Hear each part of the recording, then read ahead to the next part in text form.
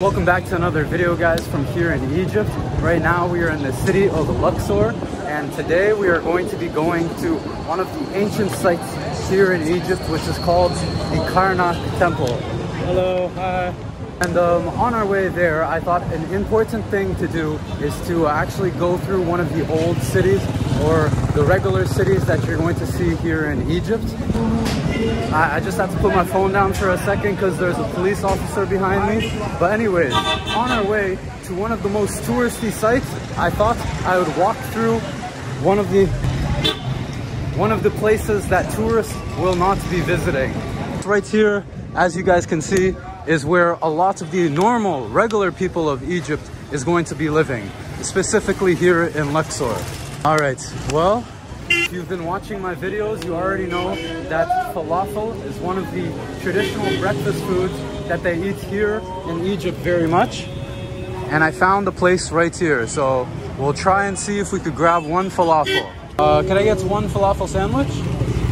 It's £7? Yes.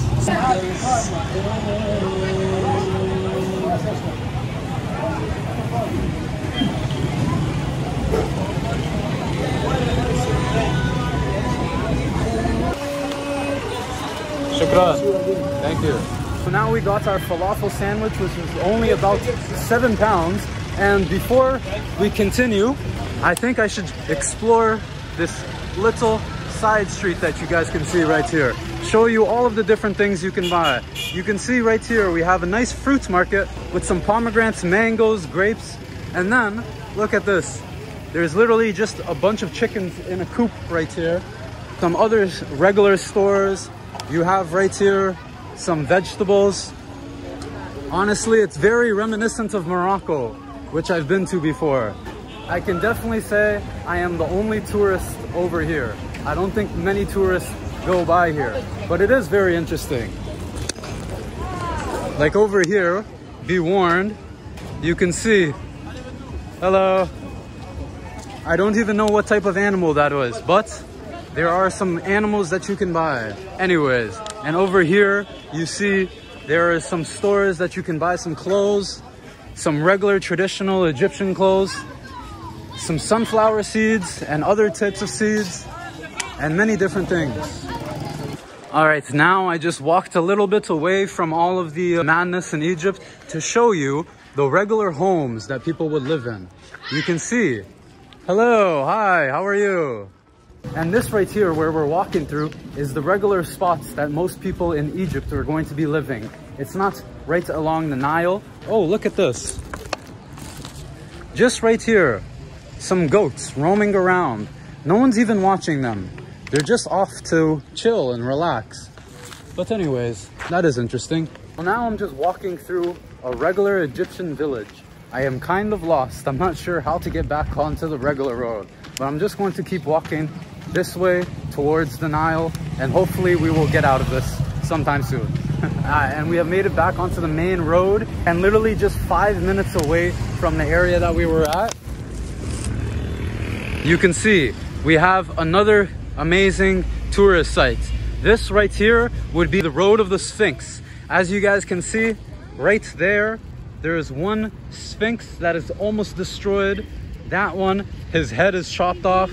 And I would believe that all along here, long ago, there would have been tons and tons of Sphinx. Every single block that you see would have had their own Sphinx. And I'm just gonna walk a little bit over here so you could see the direct middle. And right here, you guys can look, that right there is the Temple of Luxor, which we were able to see the other day. That's right there in the middle is the obelisk, and right behind it is all of the statues and the temple. Anyways, now we are going to continue on our path towards Karnak, another one of the great ancient Egyptian artifacts right here in Luxor. Now we have just come to the Nile to enjoy our falafel and get away from the madness for a few minutes. And this is the true reality of being here in Egypt. Literally right behind me, as you guys can see, one of the most beautiful places in the world right behind me. And literally just a 10-minute walk from here, we get to the area that we were just at. But anyways, now we have ourselves a falafel sandwich, and as you guys can see, there are so many different things inside of it. We have ourselves fries, I believe that's like eggplant, there's some vegetables and falafel all the way at the bottom. So let's try and see how it tastes. Bon appetit. Bismillah.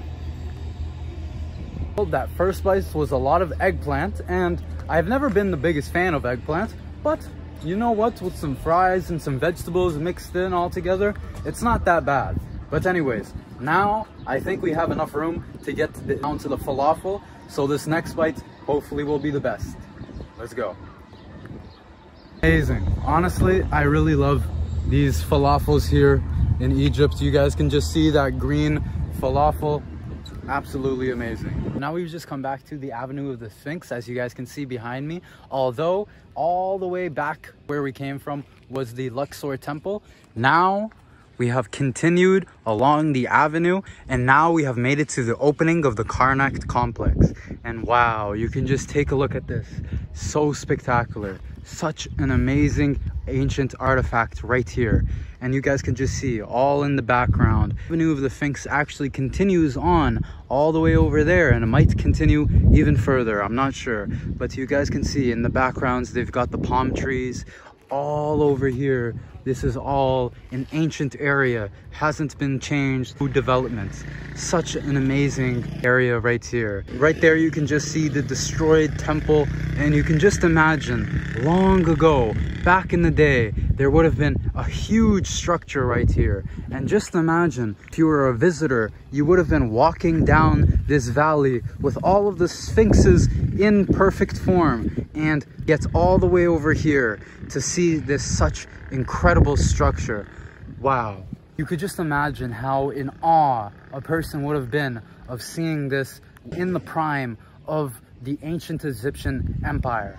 Just an amazing, absolutely incredible structure right here. So now we just walked a little bit farther down the avenue, and we got over here right to the front gates. And this is something so interesting. Number one, these ones that are closer to the opening gates, they're a lot bigger than the other ones that we've seen. And take a look at this. I don't know if you guys could really tell, but maybe over there, that one's a better view. Look at that. The head is a goat. You could clearly see it has the horns of a goat, and that's so weird. And another thing is that for some reason all of the heads are chopped off. It does look intentional, because like all of the bodies are almost fully intact and only the heads are chopped off for some reason. Why do you think? And one reason that I find this very interesting is because there's a lot of controversy of the Great Sphinx of Giza on whether or not the face was actually the old construction, or was it a new construction that was done after the ancient Egyptians left and the new empire came and they reconstructed the face. But over here, obviously we have so many different sphinxes, and it gives us a little bit of a better insight on what the Great Sphinx might have looked like. Right here, you guys can specifically see all of the heads are completely chopped off for some reason. Is it because they're trying to hide something? I don't know. And as we already said, there's literally a goat's head. What in the world do you think this means? Honestly, I'm at a loss for words. I don't know. Anyways, we shall continue to explore. Let's go. There you go. That is probably the best preserved one right there that we're looking at. And you can clearly see that is a goat's head. His horns are wrapped around him for some reason. You can even see the eyes. I don't know. Interesting. So now we have arrived at the actual gate, and I do think this is going to be the best view we're going to get. Now, you can literally see at the top, it almost looks like there's a sun with wings around it. I don't know if you guys can really see.